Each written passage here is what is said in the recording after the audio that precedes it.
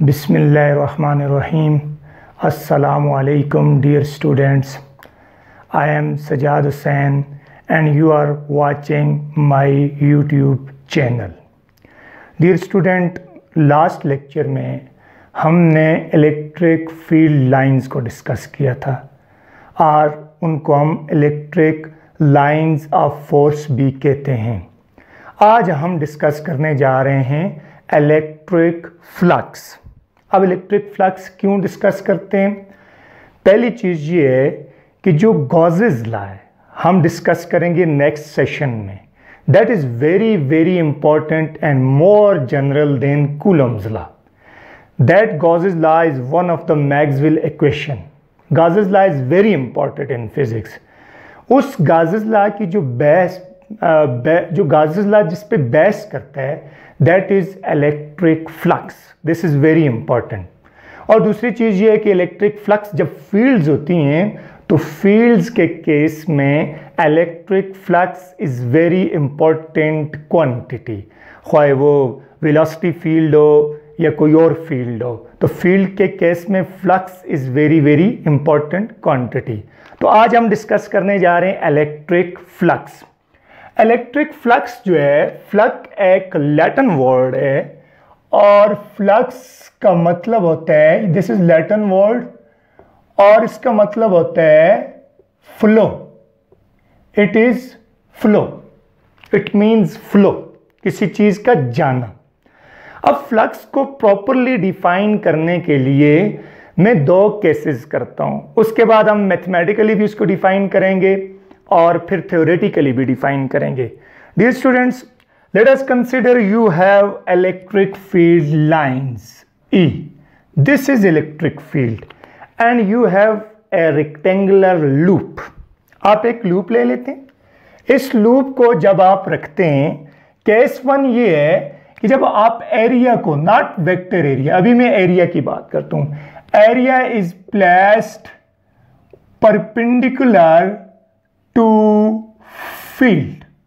पहला केस ये कि जब आपके पास ये area, basically this area is in this way, अब मैं इसको ड्रॉ नहीं कर सकता। टिल्ट फिगर का ये मतलब होता है कि ये इस तरह की बनी हुई है, this is like this way.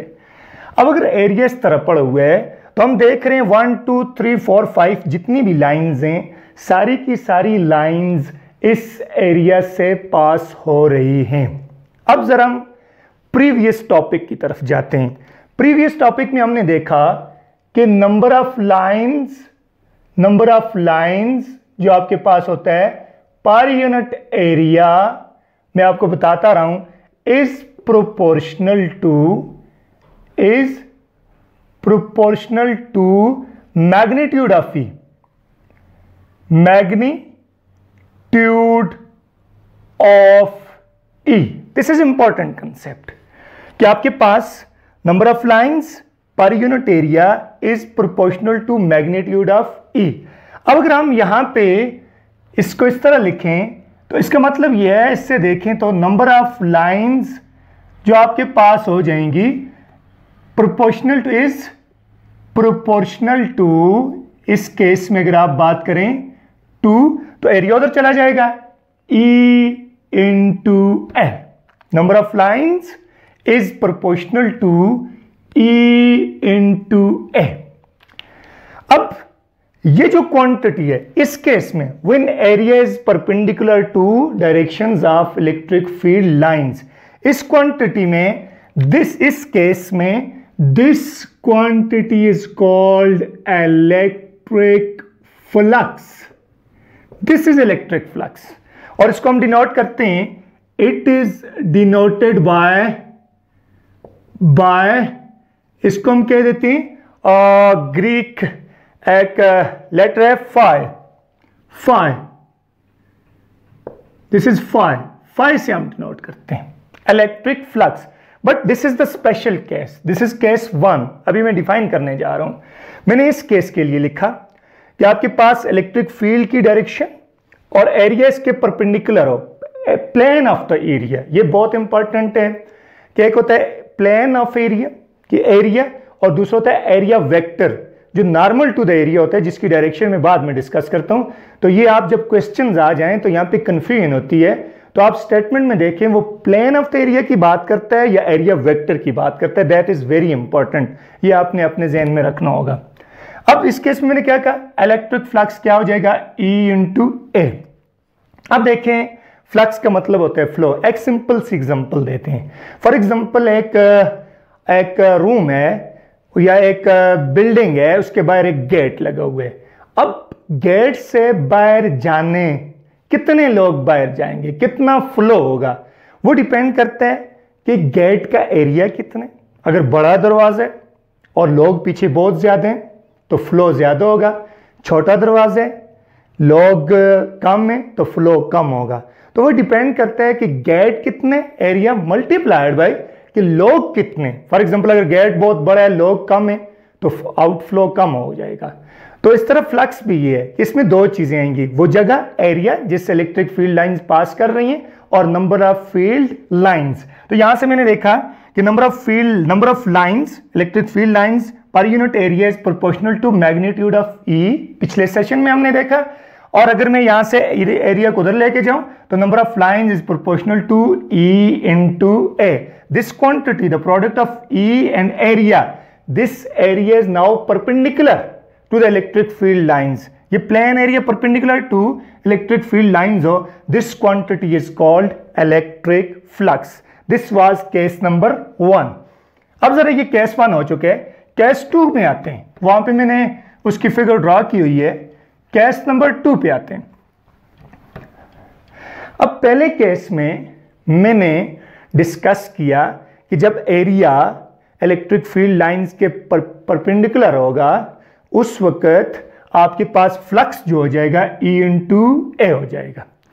अब इस केस में आते हैं। केस नंबर 2 ये है कि when plane of area, this is case 2, plane of area is not perpendicular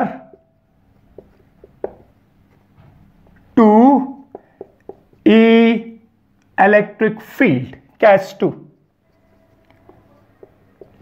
इसमें क्या होगा ये फिगर आप देख लें। अब देखो हमारे फ्लक्स में जो इंपॉर्टेंट चीज है वो है परपेंडिकुलर एरिया। अगर एरिया परपेंडिकुलर नहीं है तो हम एरिया का वो कंपोनेंट ढूंढेंगे जो इलेक्ट्रिक फील्ड के परपेंडिकुलर हो। यहां पे आ जाते हैं। फॉर एग्जांपल ये आपके पास पेज है, ये एरिया ऐसे पड़ा हुआ है, थोड़ा सा टिल्ट है ये। अब इलेक्ट्रिक फील्ड उस डायरेक्शन में, हम इसका वो कंपोनेंट लेंगे, दिस इज एरिया, इसका ये कंपोनेंट लेंगे जो इलेक्ट्रिक फील्ड के परपेंडिकुलर है। तो ये कंपोनेंट हम लेंगे, दिस वाज एरिया। ये जो एरिया का मैं कंपोनेंट लेता हूं इसको मैं बोलता हूं ए perpendicular. This is a perpendicular. This is the perpendicular the electric field lines. ये एरिया था मेरा, इसका मैंने ये कंपोनेंट लिया जो कि परपेंडिकुलर होगा। तो ए परपेंडिकुलर की अगर आप बात करें तो फ्रॉम फिग हम लिख सकते हैं, फ्रॉम फिग आपके पास ए परपेंडिकुलर हो जाता है ए इंटू कॉज ऑफ थीटा। तो ये कंपोनेंट कैसे बनाते हैं और रेक्टेंगुलर कंपोनेंट कैसे बनाते हैं ये मैं डिस्कस करूंगा। मेरी आप चैनल को सब्सक्राइब भी करें और वीडियो भी देखते रहें। यहाँ पे मैं सिंपली ये बताता हूँ कि जो थीटा के साथ टच कंपोनेंट होता है वो कॉज वाला होता है। तो ये कौन सा हो जाएगा, ए कॉज ऑफ थीटा।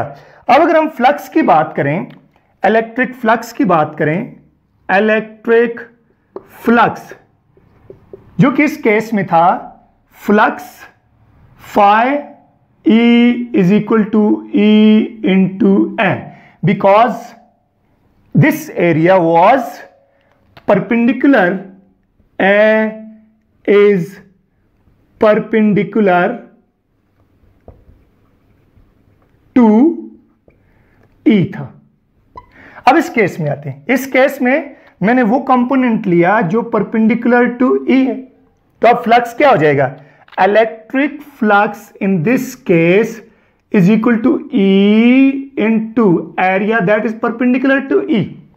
अगर मैं इसमें वैल्यू पुट करूं तो आपके पास इलेक्ट्रिक फ्लक्स हो जाता है E A into cos of theta।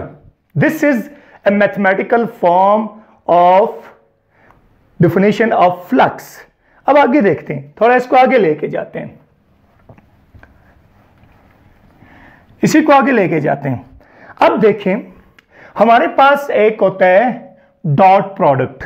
Dot product क्या होता है? डॉट प्रोडक्ट है A dot B is equal to A B cos of theta. इसको जरूरी है, इसको कैसे अंडरस्टैंड करेंगे?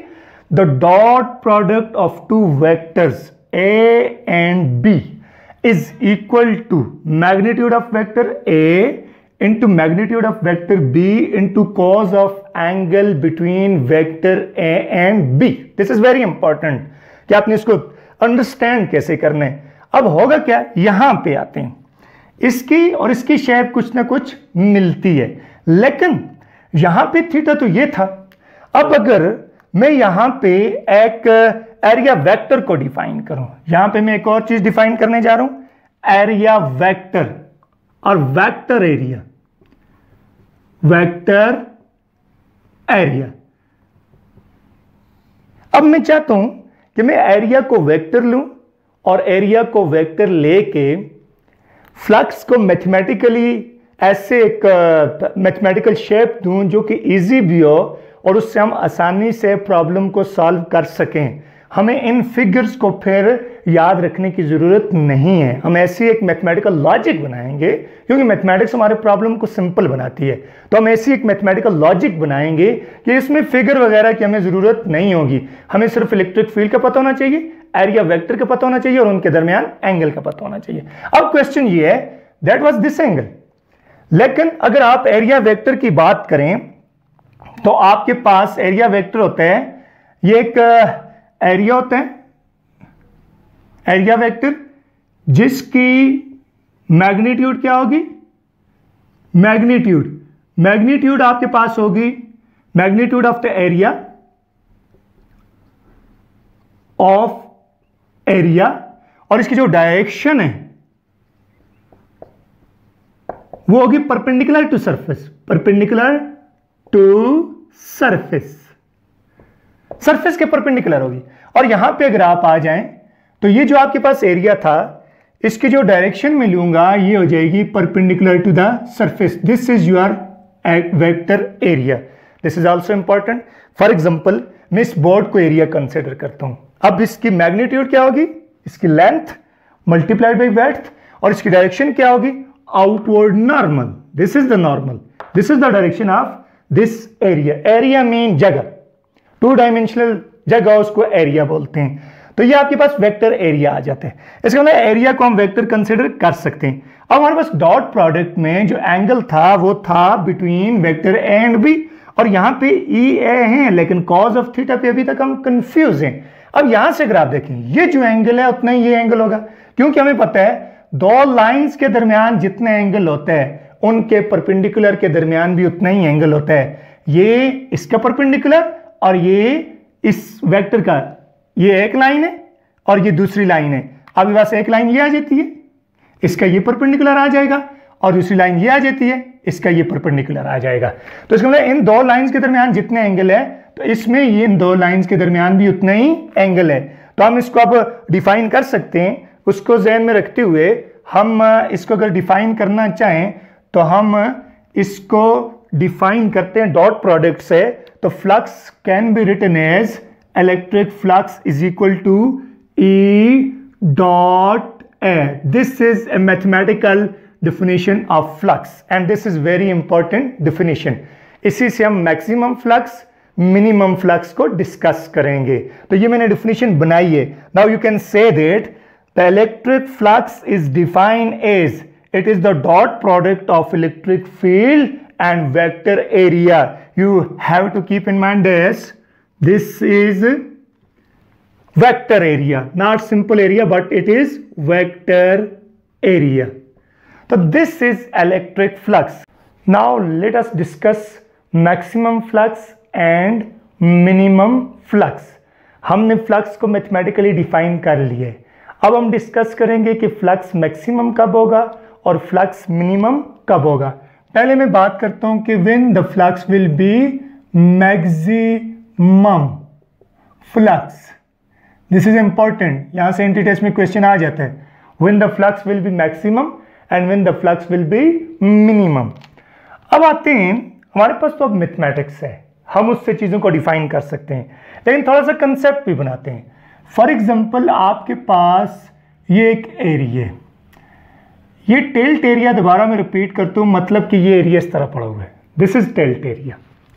अब अगर हम डिफाइन करें इस एरिया की डायरेक्शन, जो कि पहले मैं डिफाइन कर चुका हूं, this is area and direction of area will be perpendicular to the area, this is vector area. क्योंकि हमें अब सिर्फ ए चाहिए, ई चाहिए, उनके दरमियान एंगल चाहिए, या हमें ए वेक्टर चाहिए और ई वेक्टर चाहिए। अगर मैं कंसिडर करूं कि यहां पे इलेक्ट्रिक लाइंस ऑफ फोर्स इस तरह इस एरिया से पास हो रही हैं, फॉर एग्जांपल ये मैं ऐसे लिखता हूं, ये आपके पास इलेक्ट्रिक लाइंस ऑफ फोर्स हैं, ये यहां से निकल रही, these are electric lines of force, this is the direction of electric field. अब हम देखते हैं कि जब एरिया परपेंडिकुलर होगा, सारी की सारी लाइंस अगर यहां से जा रही हैं, वो सारी की सारी उस एरिया से पास हो जाएंगी। तो इस केस में होना ये चाहिए कि इलेक्ट्रिक फ्लक्स मैक्सिमम होना चाहिए। अब हमने जो लॉजिक बनाई है, लॉजिक इसलिए होती है कि इन चीजों की हमें जरूरत नहीं है, हम अपनी मैथमेटिक्स से इसका आंसर लेके आ सकते हैं। तो फ्लक्स की क्या डेफिनेशन है, mathematical definition is equal to E dot A, और we can write it, this is equal to E A cos of, इस केस में ई और ए पैरेलल है तो दोनों के दरमियान एंगल क्या हो जाएगा, 0, and flux is equal to E A cos of 0 किसकी इक्वल होता है, 1, because cos of 0 is equal to 1। तो आपके पास जो फ्लक्स होगा that will be maximum and that is equal to E into A, this is maximum flux. Mean when surface of the area is perpendicular or vector area is parallel to the electric field। Next हम आते हैं minimum flux. Minimum flux कब होगा, minimum flux, इसको देखते हैं कि when flux will be minimum। अब आते हैं, पहले इसी तरह मैं फिगर ड्रॉ करता हूं। फॉर एग्जांपल ये आपके पास एक एरिया, ठीक हो गया। अब इसकी अगर डायरेक्शन की बात करें तो इसकी डायरेक्शन होगी along the normal perpendicular to area, this is area vector। अब अगर इलेक्ट्रिक लाइंस ऑफ फोर्स इस डायरेक्शन में, these are electric lines of force, हम देखते हैं कि एरिया ऐसे पड़ा हुआ है और इस तरफ से लाइंस आ रही हैं, तो कोई भी लाइन उससे पास नहीं होगी, उससे पेनिट्रेट नहीं होगी। तो अगर मैं फ्री बॉडी डायग्राम ड्रॉ करूं, this is electric field and that is area, this is area, इन दो के दरमियान एंगल कितने, 90 डिग्री, तो फ्लक्स मिनिमम होगा। This minimum flux is equal to आ जाएगा ई ए कॉज ऑफ 90, और this minimum flux is equal to हो जाएगा E A into 0, because cos of 90 is equal to 0। तो आपके पास जो फ्लक्स आ जाएगा दिस विल बी मिनिमम, यहां पे मैं लिखता हूं दैट इज इक्वल टू 0। तो इस केस में फ्लक्स आपके पास क्या हो जाएगा, 0। अब हमने मैक्सिमम फ्लक्स को भी पढ़ा और मिनिमम फ्लक्स को भी पढ़ा, लेकिन आपने ज़हन में रखना है ये जो फ्लक्स की डेफिनेशन है, इसमें जो ई है ये यूनिफॉर्म अभी तक हमने कंसिडर की, ना उसकी मैग्नीट्यूड चेंज होती है और ना ही डायरेक्शन, और एरिया जो एक फ्लैट एरिया कंसिडर किया। आपके जहन में क्वेश्चन होगा कि अगर ये फ्लैट एरिया न हो तो फिर क्या करेंगे, वो हम पढ़ते हैं कुछ देर बाद, नेक्स्ट टॉपिक में हम उसको डिस्कस करते हैं। अब जरा हम आ रहे हैं कि यूनिट क्या होगी, यूनिट ऑफ द फ्लक्स।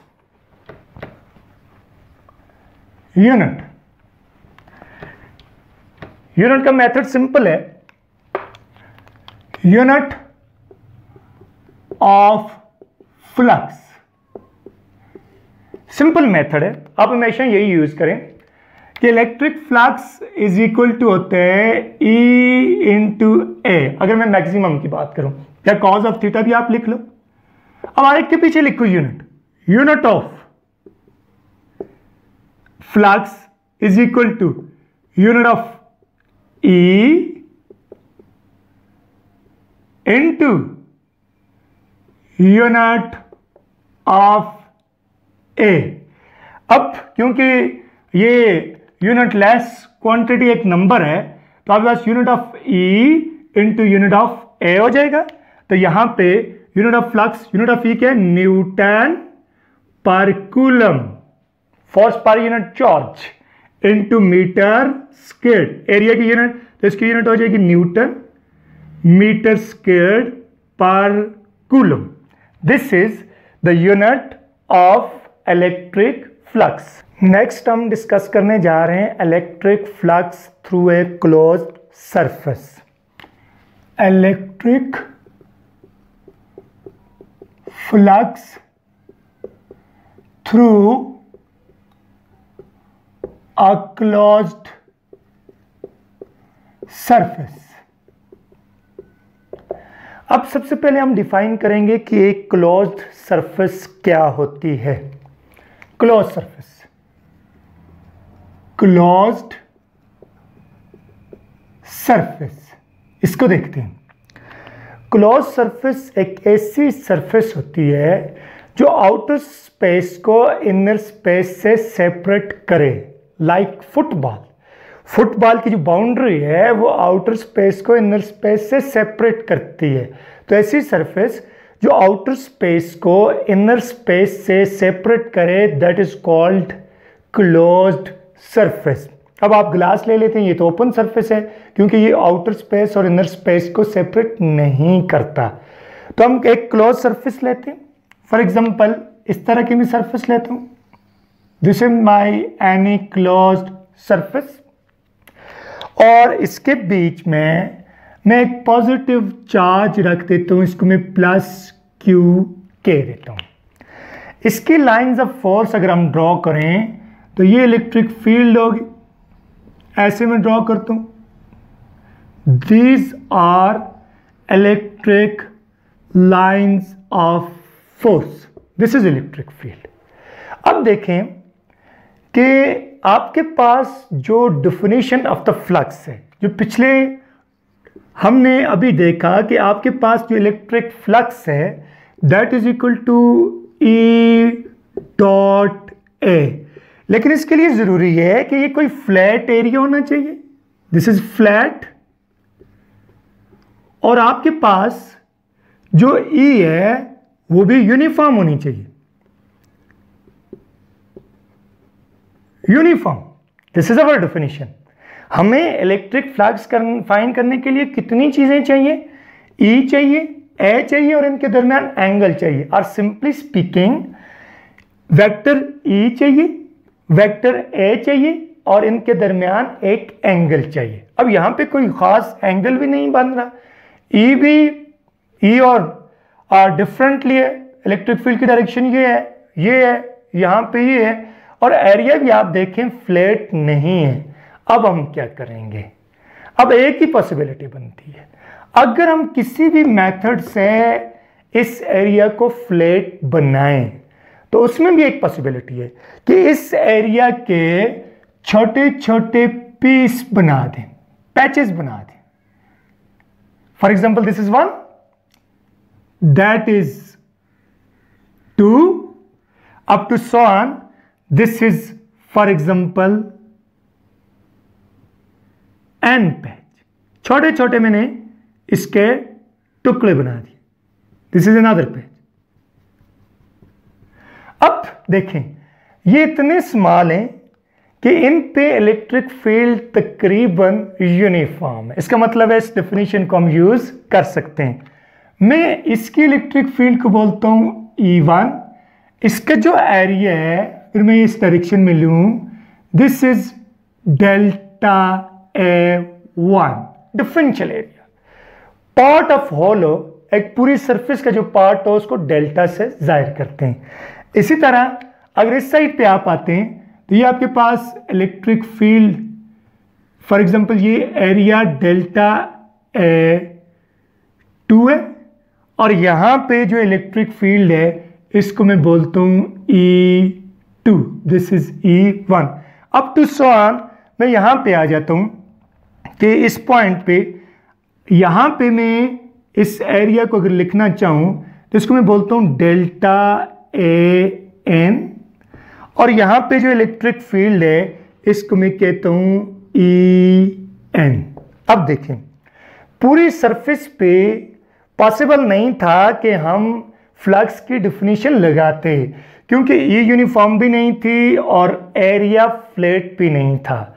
अब ये छोटे छोटे जो पीस बनाए ये तो बिल्कुल सेम है जैसे हम डिस्कस कर चुके हैं। अब इन हर एक पीस पे जो हमने अपनी मैथमेटिक्स बनाई है उसको अप्लाई कर सकते हैं। एक और चीज हमें चाहिए, फॉर एग्जांपल इसमें मैं थीटा बोलता हूँ θ1, इस एंगल को मैं बोलता हूँ theta, this is my angle θ2 and that is angle θ3।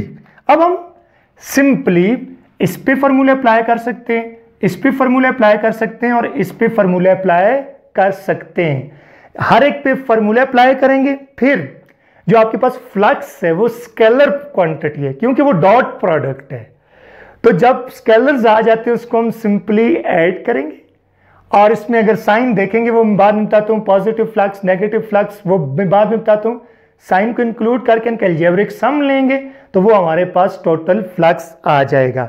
अब हम इस पे अगर आप फॉर्मूला अप्लाई करना चाहें तो हम फ्लक्स अगर लिखें तो फ्लक्स इस सरफेस का लिखते हैं, वो सामने वाली फ्लक्स सरफेस का, उसको हो जाएगा flux through surface 1 that is equal to आ जाएगा E1 dot delta A1।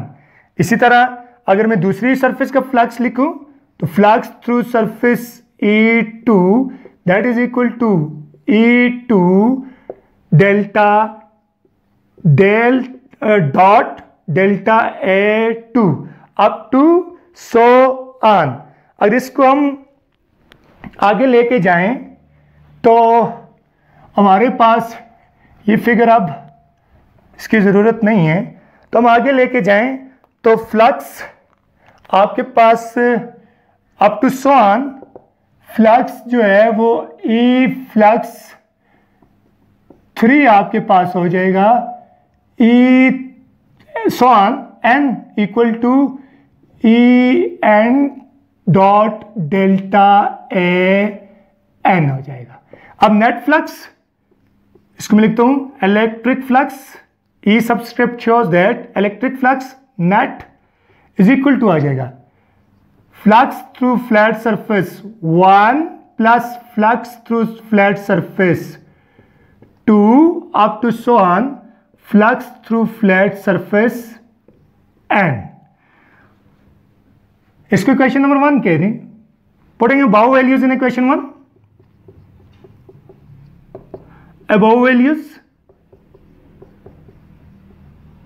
in equation 1 क्या रिजल्ट हो जाएगा, flux comes out to be net or total flux is equal to E1 delta A1 plus E2 dot delta A2 up to EN delta del AN। तो अब इसको आप अगर summation में लिखें तो टोटल फ्लक्स जो नेट फ्लक्स आ जाएगा दैट इज इक्वल टू हो जाएगा sum of EI delta del AI from 1 to N। क्या आप इसको लिख सकते हैं, this is also equal to can be written as summation or I from 1 to N EI delta AI into cos of theta. So this is relation to find out the electric flux through any closed surface. तो आज हमने flux का topic complete किया। कल इंशाल्लाह हम discuss करेंगे Gauss's law, next session में। और गाउस लॉ में हमने यही डेफिनेशन को यूज़ करना है। तो आप इसी तरह की मज़ीद वीडियोस देखने के लिए, फ़िज़िक्स लर्न करने के लिए मेरे इस YouTube चैनल को सब्सक्राइब भी करें और ये वीडियोस शेयर भी करें और इनको लाइक भी करें। Thank you.